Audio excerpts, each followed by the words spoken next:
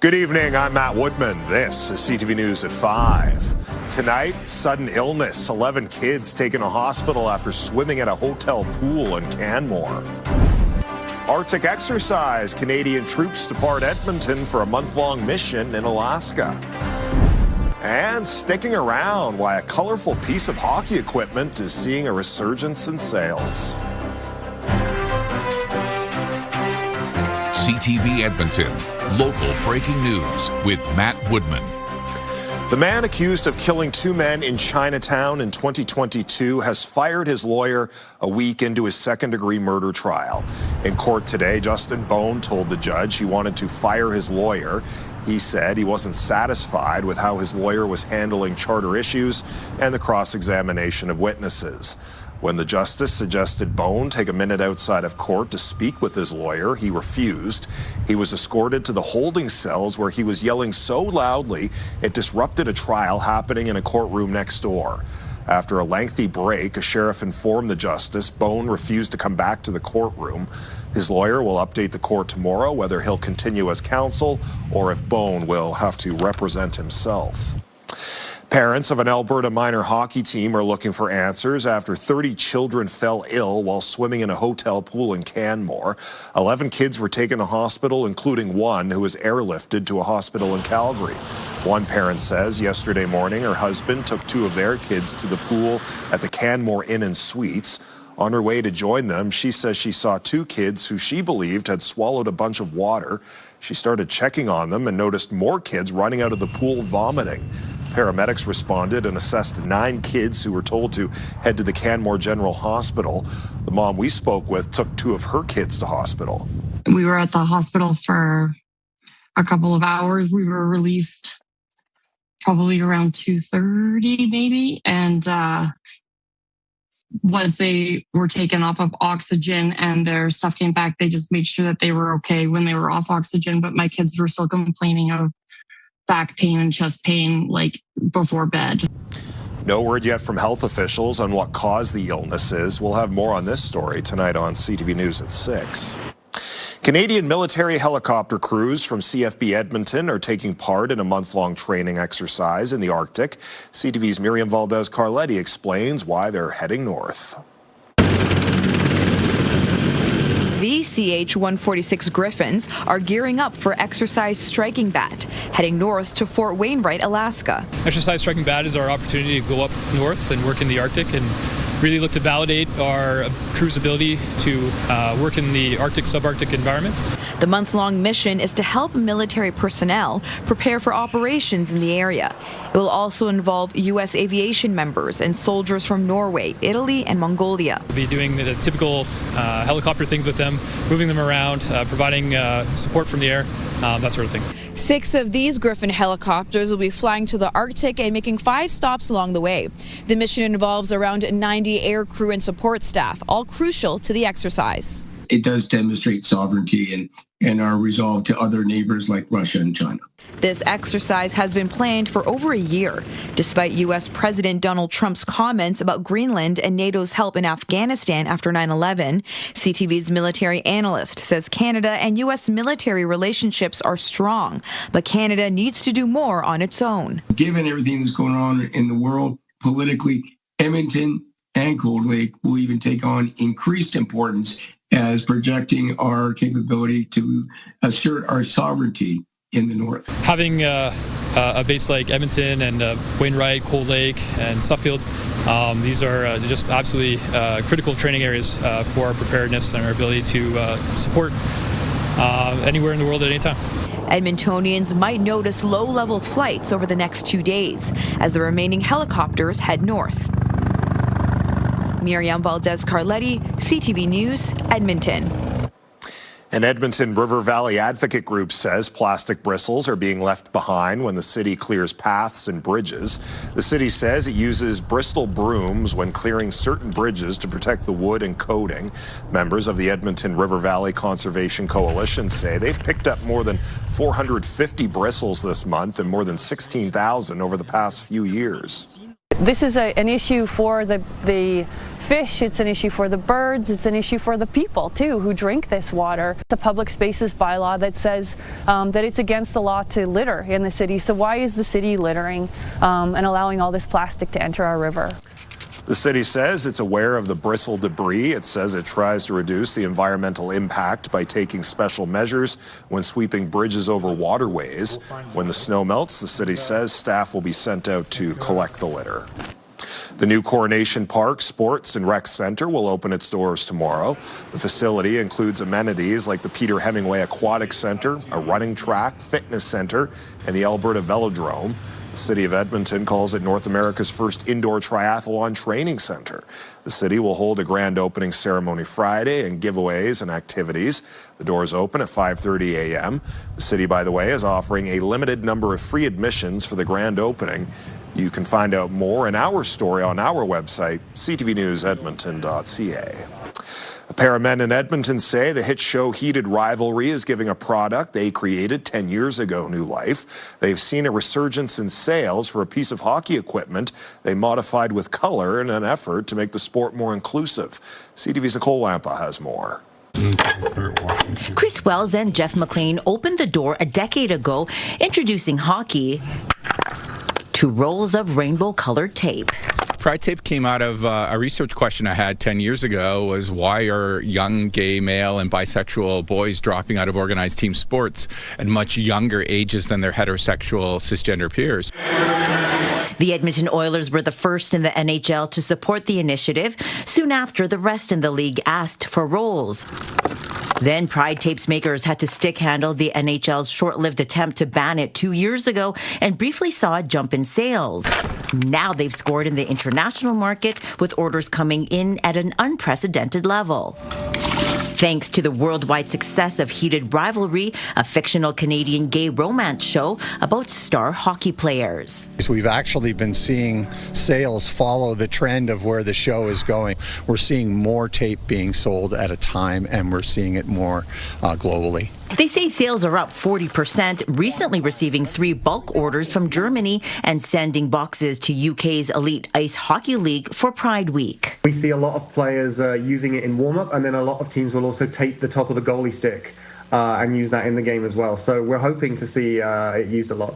The makers of Pride Tape are also hoping to see it used in the hit show. We're in conversation with the folks at Crave about partnerships. Who knows, maybe in season 2, Pride Tape might make its debut in an episode. The pair also hope the mission they set out on 10 years ago doesn't go away. Despite having Pride Tape, we still don't have an NHL athlete, player, present or even in the past that has come out. Nicole Lampa, CTV News, Edmonton. One of Leon Draisaitl's Olympic teammates will make his NHL debut with the Oilers tonight.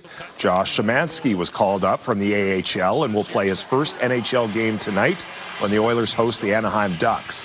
The 23-year-old is playing his first season in North America after spending the previous 4 seasons in Germany. Szymanski will join Team Germany at the Winter Olympics next month alongside Draisaitl. Szymanski, by the way, has 7 goals and 28 points with Bakersfield this season. Obviously, you have great players here, so I'm gonna be excited to step on the ice and bring the energy. He's been a very good 5-on-5 player, reliable defensively, but I think we were just talking about Kapanen earlier about having a little more speed to our lineup, a little more tenaciousness, maybe a little bit of physicality, but just a guy who can get in on the forecheck and play with some speed, and he has that. Kasperi Kapanen is back in the lineup tonight after missing 3 games with a lower body injury. Andrew Mangiapane will sit this one out. Tristan Jarry will start in goal. Josh, an exciting night to be playing your first NHL game. I'm just excited to hear it's going to be warming up around here. Yeah, take a look at late last week. You had 3 straight days there where daytime highs were in the mid-minus teens. Thursday, Friday, Saturday. Yesterday, we got to -6 for a daytime high and then took a step back today, back to -9, which we expected. We thought we'd get to about -7 for a high on Saturday or on Sunday. We beat that. And then we thought today would be about -11. We actually did get into single digits. We're at -11 downtown right now, though. Tomorrow, should be in the -2, -3 range for a daytime high, and that'll be the start of the real warming trend. -12 in Mayo, as well as at Stony Plain and at the airport south of the city, and the wind pretty light across most of the area right now. -14 this morning, -9 for a daytime high today, so one last cooler than average day. 4 degrees cooler than average for your daytime high today.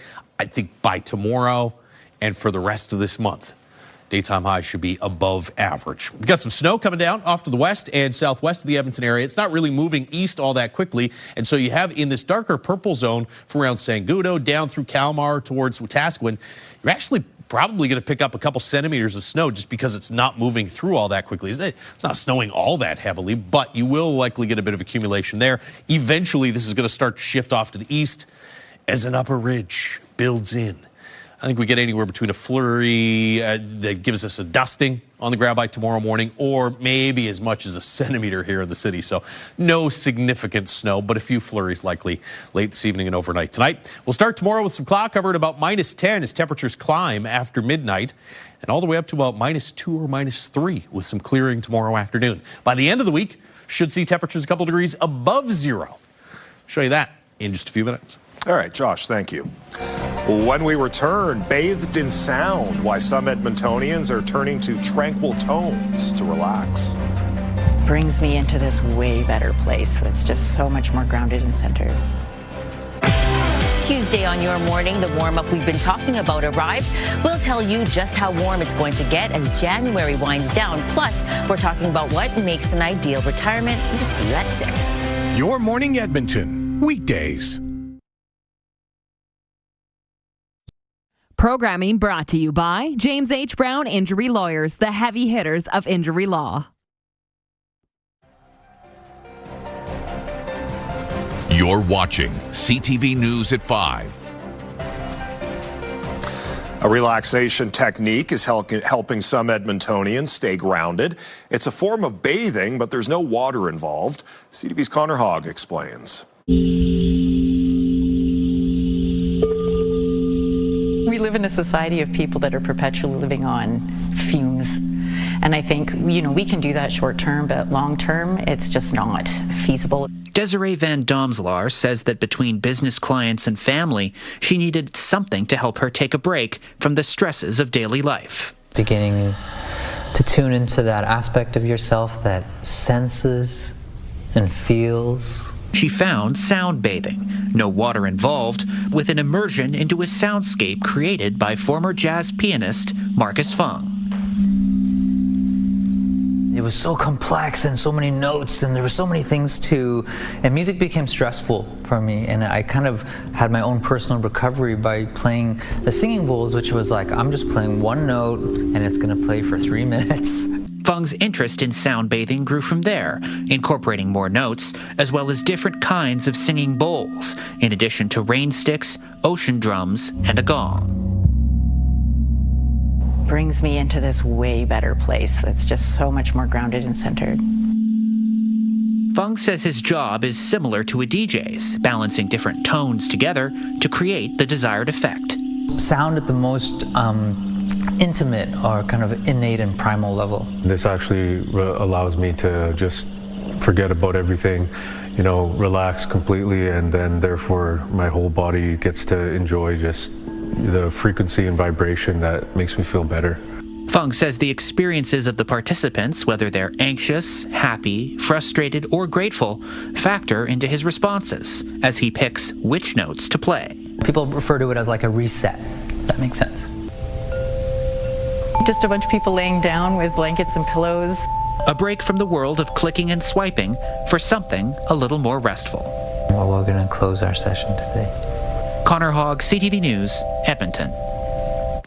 Prime Minister Mark Carney is increasing the GST credit. This will deliver hundreds of dollars more into the bank accounts of more than 12 million Canadians. The 25% increase is meant to help lower-income Canadians deal with the high cost of groceries across the country. The federal government says a family of 4 will receive roughly $800 more a year than the current credit. A single person will get roughly $400 more. The increase will last over the next 5 years and will also include a one-time top-up of 50% in June. The feds are also giving a $20 million boost to Canadian food banks. Edmonton's food bank serves more than 43,000 people each month. Local students are keeping a nonprofit charity initiative alive by providing free clothing and hygiene products to people in need. Ross Shepherd High School held its Giveology thrift event over the weekend. Students filled the school's gym with piles of donated items so families could take what they need for free. The founder started the drive when she was in grade 11 when she found out one of her friends was facing homelessness. She says in its first year, the drive gathered around 5,000 donations. Now that number has doubled to 10,000. Through the charity drive that I was running, I allowed the student, through the help of the Black Student Alliance at Ross Shepherd, to come and take whatever food and clothing and hygiene products that we accumulated. And we also made some gift baskets with the help of our families. However, I realized you can't just do that one time. You need to continuously give and continuously support the community. 48 students volunteered Saturday. Another 30 helped in the lead up. Giveology also gives to organizations like Hope Mission and the Mustard Seed. Still to come tonight on CTV News, a friendly face-off. Edmonton police take on the kids in the 15th annual Macaulay Cup. You know, you're on the bench and you get to talk to the kids, you get to relate to them differently. They get to relate to us.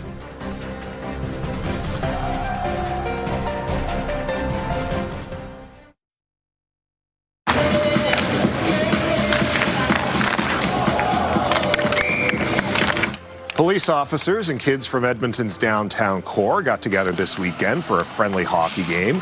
It was the 15th year for the Macaulay Cup. Despite the cold weather Saturday, dozens turned out. The game gives families a chance to get to know the police officers working in their area. You know, you're on the bench and you get to talk to the kids, you get to relate to them differently. They get to relate to us, and then I guess they see, you know, that the cop's just a person, so it builds that trust. They know if they need to go talk to someone, if there's something that they need to report, they know that they can trust the police officer to do that. Special guests included Oilers alumni Al Hamilton and George Larocque. Skates and hockey equipment were donated, so every kid had a chance to play.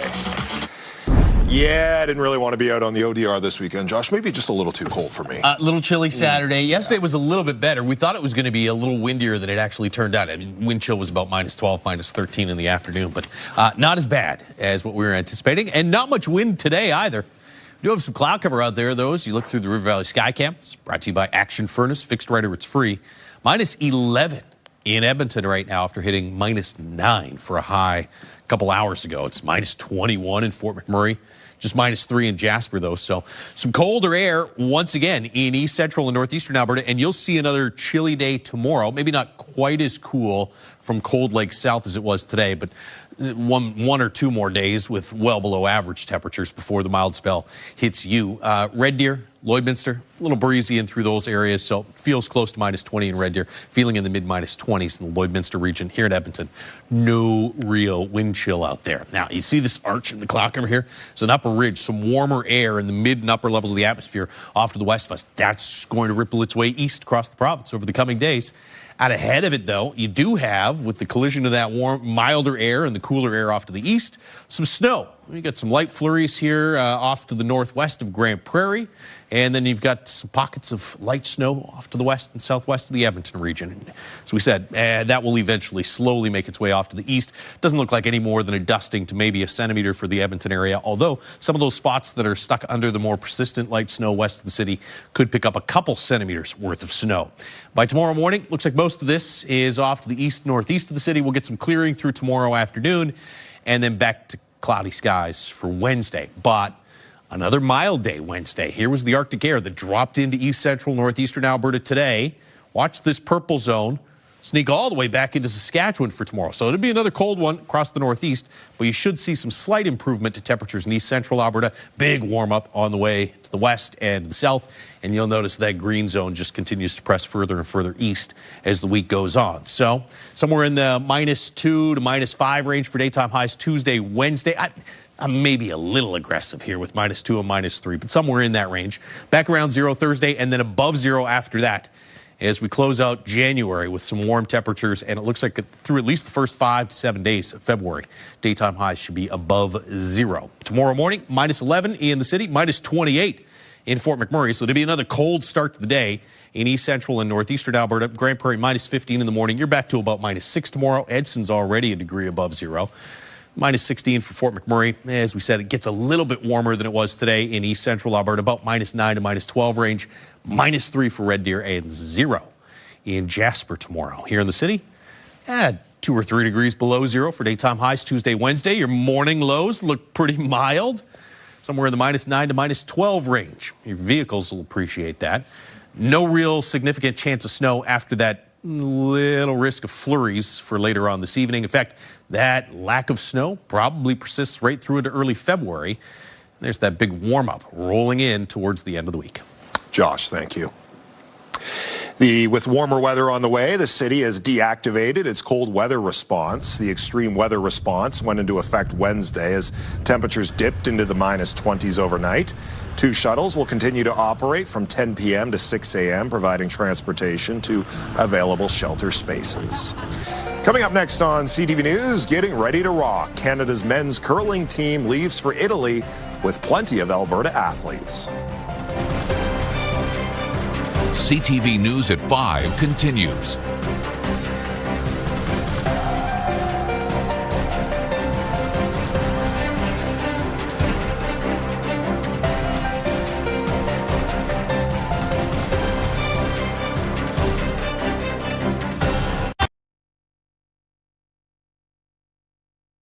Programming brought to you by James H. Brown Injury Lawyers, the heavy hitters of injury law.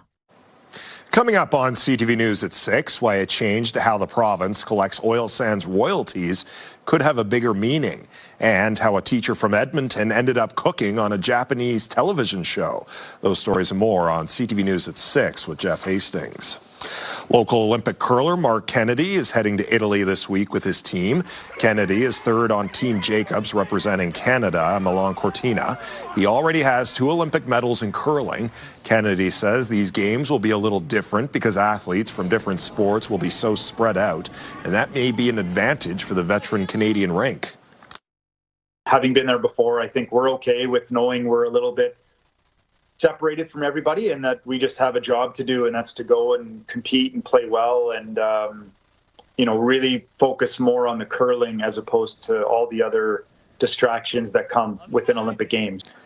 Alberta is well represented on both the men's and women's Olympic curling squads. 2 other members of the men's team and the alternate are from Alberta. The women's skip, Rachel Holman, is from Beaumont, and the alternate is Rachel Brown from Edmonton. And that's our show. Thanks for watching. I'm Matt Woodman. CTV News continues right now.